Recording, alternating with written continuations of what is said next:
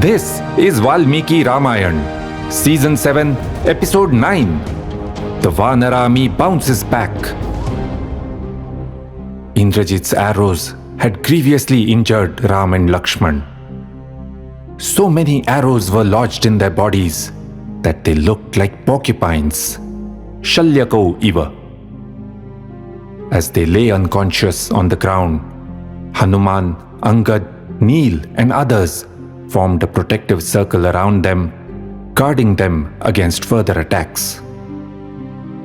Vikshamana dishas sarvah tiryagurdhvam javanarah trineshwapi chacheshtatsu rakshasa iti menire. The Vanaras vigilantly kept looking all around and up and down. Even if there was a slight movement in the grass, they checked to see if it was a Rakshas. In Lanka, Ravan was under the impression that Ram and Lakshman were dead. He called the Rakshasis guarding Sita and told them merrily, "Tell Sita that Indrajit has killed her dearest Ram and Lakshman. Take the Pushpak Viman and show her their dead bodies. Now for sure, she will be mine." The Rakshasis brought Sita to the battlefield. From their vantage point in the air, they could see Ram and Lakshman lying on the ground, struck with numerous arrows. Sita assumed the worst. But the Rakshasi Trijata assured her, "This army does not look like it has lost its leader. The way they are standing around the bodies, I am sure Ram and Lakshman are only unconscious, not dead. Don't worry, they will revive soon." Sita prayed, "May your words be true. Evamastu." And then the Rakshasis took her back to the Ashokvan. Note how Valmiki has referred to the Pushpak Viman in a matter-of-fact way.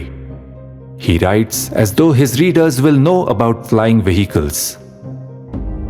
After some time, Ram regained consciousness. But he was heartbroken to see Lakshman lying beside him, struck by the deadly arrows. He recalled what all Lakshman had done for him and said, "Na Lakshmana samo bhrata." There can be no brother like Lakshman. Ram started losing hope, and he told Sugriv, "You have been a true friend. You have done everything possible. Your people fought bravely. Now you can go back to Kishkinda." The Vanaras were teary-eyed. Just then, Vibhishan came back after doing a round of the camp. In a weak moment, the Vanar soldiers mistook Vibhishan for his nephew Indrajit, and they panicked. They thought that Indrajit was back to hunt them down.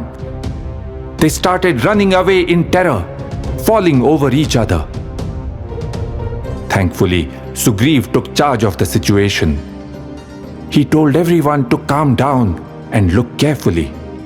It was Vibhishan, not Indrajit.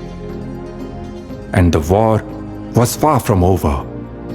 He would lead them to victory, even if Ram and Lakshman were out of action. Sugriv vowed, "Aham tu Ravanam hatva Maithilim anayishyami." I will kill Ravan and I will bring Sita back. Sugriv then asked Sushen if they should take Ram and Lakshman back to Kishkindha to recover. But Sushen advised otherwise. "We must quickly administer 2 medicinal herbs, Sanjeevani and Vishalyakarani. These herbs are found on the Chandra and Drona mountains." Just then, a Garud appeared on the scene. The Garuds were a forest-dwelling community that dressed like eagles. The Garud deftly removed all the arrows from Ram and Lakshman's bodies and nursed their wounds. In no time, they were feeling much better. What about the famous episode of Hanuman bringing the Sanjeevani herb? that comes later. In this incident, it appears that the Garud brought with him the herbs required for the treatment. Forest dwellers, to this day, have extraordinary knowledge of the healing properties of various herbs. Ram looked at the Garud with gratitude and asked him, "Who are you?" The Garud replied, "Aham sakha te ka kuchth." I am your friend, O Ram. You understand dharma and you always uphold satya. I heard that you were in trouble and rushed to help you. Fortunately, I made it here in time.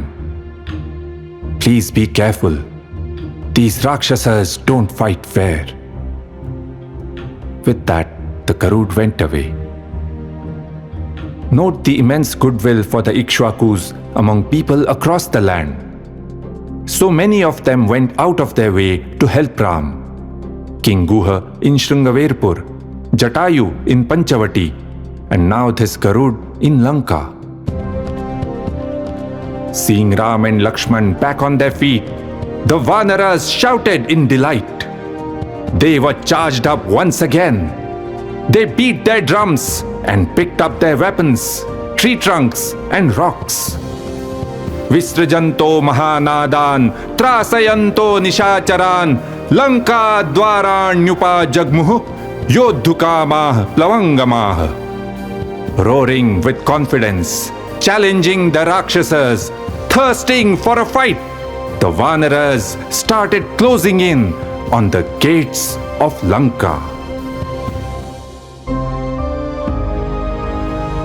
Iti ha asa. That is how it happened.